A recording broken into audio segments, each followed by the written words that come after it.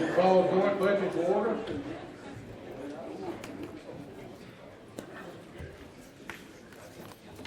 We would like to welcome everybody to the pre-budget hearing for the fiscal session. We're hoping to wrap this thing up in 2 weeks. Co-chair, you got anything you want to tell members? All right. We're honored here to have the Governor of Arkansas, Governor Hutchinson. He's going to present his balanced budget. Governor, welcome to the Joint Budget Committee, and you've got the floor. Thank you, Representative Jean and Mr.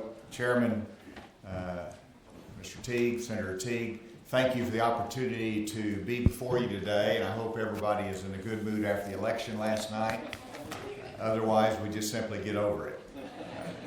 But it is good to see you again as we start this budget cycle.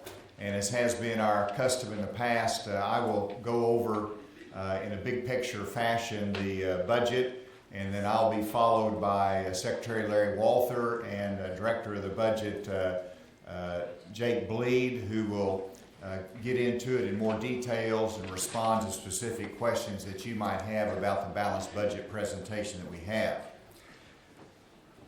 As we begin the review of our state's budget in preparation for the fiscal session, we should be mindful of a couple of things. First of all, we live in uncertain times, and we govern in uncertain times. From the coronavirus and its economic repercussions to the challenge of natural disasters such as historic floods, global trade wars, both of which we experienced last year. Our budget should reflect this reality and plan for a future that is somewhat unpredictable and in which we have to compete for jobs, for capital, and for talent. I know that this is somewhat of a gloomy note to begin the presentation, but there's also good news in our current position. We have not only a balanced budget as required by our Constitution to present to you, but we have maintained a consistent surplus where our revenues exceed our spending. And we're building a savings account that is the first in history for our state, and the balance in savings is growing each month. This is called our long-term reserve fund, which was created in 2016 thanks to leadership in the General Assembly who advocated and helped initiate this savings account. And I did provide two charts to you, and one of the charts that I have shows the growth in the long-term reserve fund. It's the one with the blue graphs. And you can see that it has increased almost 50% in 4 years, from $103 billion to $152 million in FY19. It will grow again in 20. And now it is over $150 million, as you can see. But it should be noted that this reserve fund is still inadequate by today's standards and with the risks that are associated with state government. And my goal and our goal is to increase this fund significantly within the next 3 years. The bottom tier of states, we are in the bottom tier of states for sufficient reserves. And so we currently have an unallocated surplus of about $170 million that we will talk more about as we go into the fiscal session. But this will be necessary for some specific needs in our state that we'll be talking to you about. But it also is my hope that a significant portion of that unallocated surplus can go into strengthen our long-term reserve fund so that we will have reserves that will last us longer in the state, and we will be better in terms of our bond ratings, but also being recognized as a prudent state in terms of our savings. In terms of our economy, we continue to have low unemployment and more people working now than at any time in our state's history. Wage rates are up, taxes are down, and we're at the lowest level of SNAP benefits compared to any time in the last 15 years. In terms of Medicaid, there are almost 50,000 fewer recipients on Medicaid than there were 3 years ago. Since 2015, we have enacted $250 million in annual income tax cuts, Over 10 years, this will be $2.5 billion in income tax relief for the taxpayers of Arkansas. Because these have been phased in over time and carefully, we have been able to increase funding simultaneously in education and public safety. Now that brings me to the FY21 balanced budget that is before you. Let me emphasize a couple of key points. First of all, there's no increase in funding requested to implement transformation. As we promised, transformation is being done with no new spending. But as a result of your work in transformation, the executive branch of government has been organized into 15 cabinet-level agencies. This has resulted in savings, efficiencies, and improved management. For example, the performance funding line item that's before you for employee performance rewards has been reduced from $15 million to $5 million. This is a $10 million savings, which is the result of our transformation efforts. And so that is a concrete $10 million in savings that can be demonstrated in the budget and reflects a promise fulfilled. Secondly, the balanced budget that I have presented increases state spending by 1.5%. This is the lowest rate of growth in general revenue spending since the Great Recession. And I have the second chart before you. And if you could take a glance at that second chart, you can see the comparison in terms of the growth in general revenue spending. As you can see, the rate of growth in state spending has steadily declined during the last 3 years, from 3.1% in 2018 to 2.4% in 19, to 2.2% in 20, and now 1.5% in the proposed budget for 2021. Also, instead of spending every dollar that comes in from the taxpayer, my budget instead leaves a $54 million surplus. Of this, the budget provides that $40 million of the $54 million surplus would remain in the restricted reserve fund. These funds are surplus dollars that will be set aside to be used for future tax cuts or other budget needs that we see come across our desk. They can only be released with the specific approval of the General Assembly. So this is a partnership operation. The balance of the surplus funds, as required by law, will be placed in the Highway Trust Fund as part of our mutual agreement on the use of our surplus. When it comes to education, K through 12 education funding will increase to meet the standards, the adequacy standards set by the General Assembly. But the requirements from general revenue are actually reduced because of the growing revenue in the Education Excellent Trust Fund.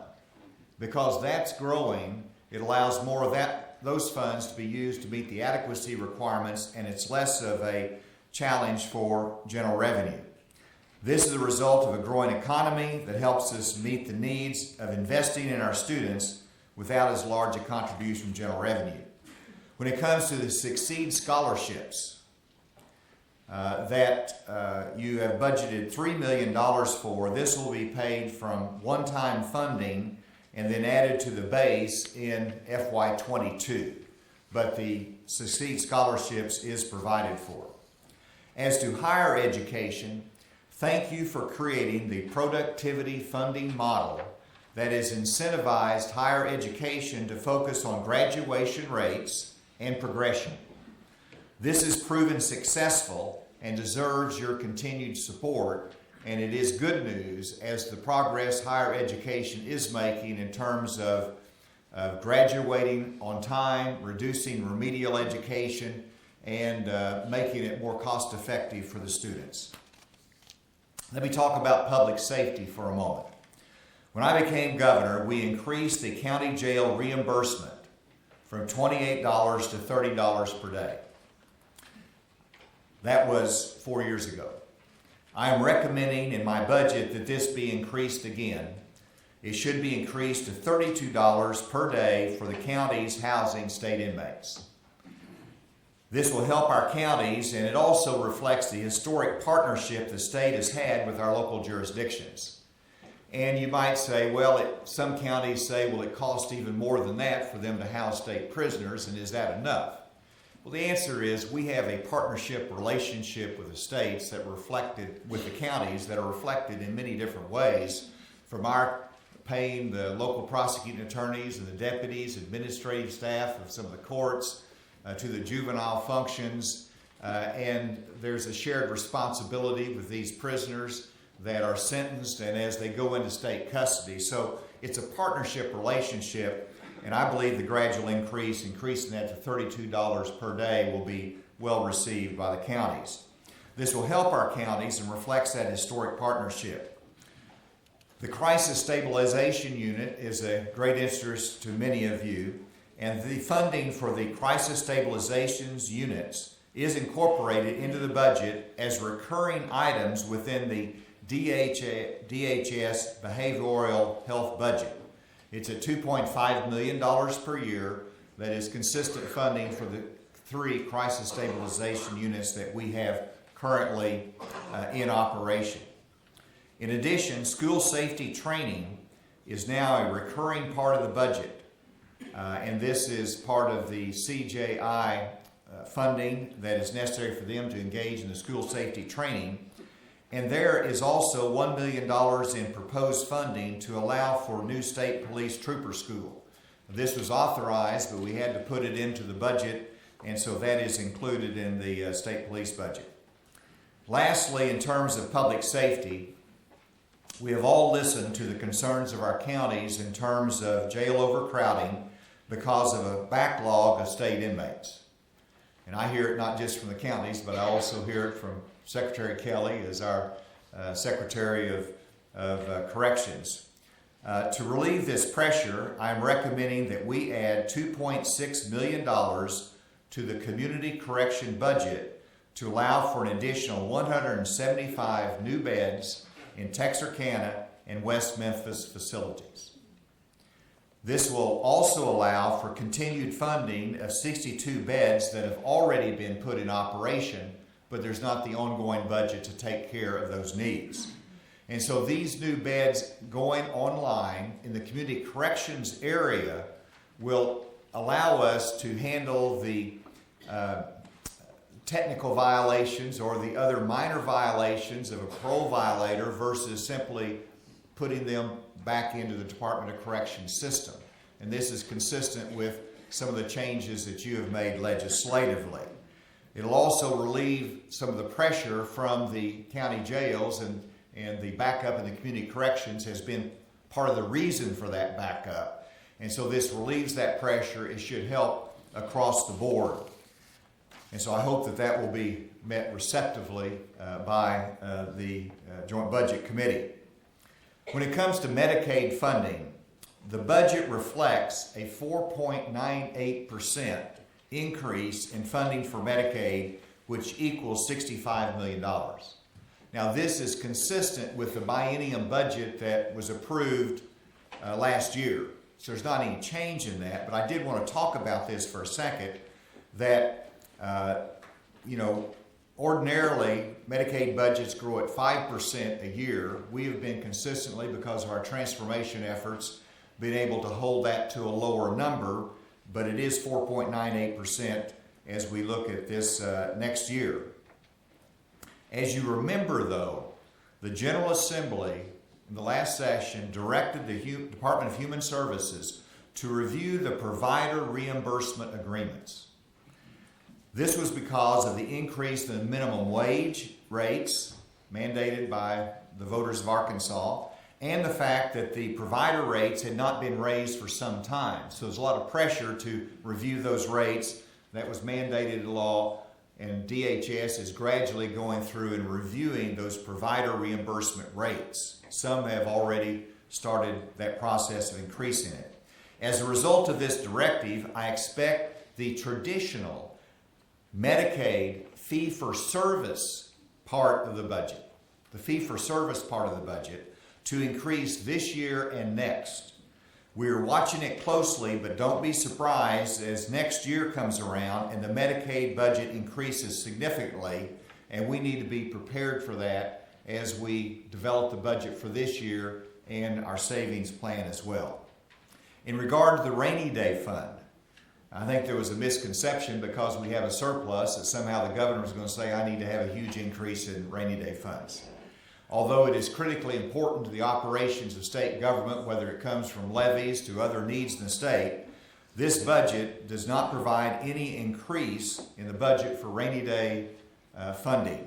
Now, that's to be distinguished from our long-term reserve fund that some people call rainy day, but the long-term reserve fund is set aside as our savings. The rainy day fund is utilized in a different fashion. In April, I look forward to working with you as I give my State of the State address and as we work between now and then for the fiscal session. We need to work on how much of the current unallocated surplus should be devoted to long-term savings, how much should be devoted to rural broadband, how much should be devoted to workforce training. These will be some ongoing discussions. That's not provided for in this budget, but can be handled through the unallocated surplus that we will have opportunity to look at in the fiscal session. In conclusion, this is a budget that is in line with the biennium recommendations that came from the General Assembly, and it does reflect the savings from transformation that we set as a goal.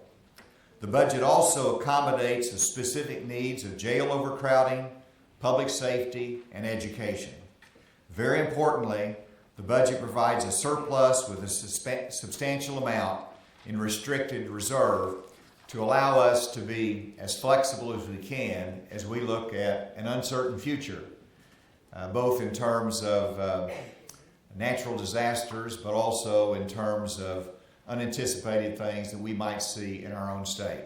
With that, thank you for your attention, and I look forward to turning the microphone now over to Secretary Walther and Director Jake Blee.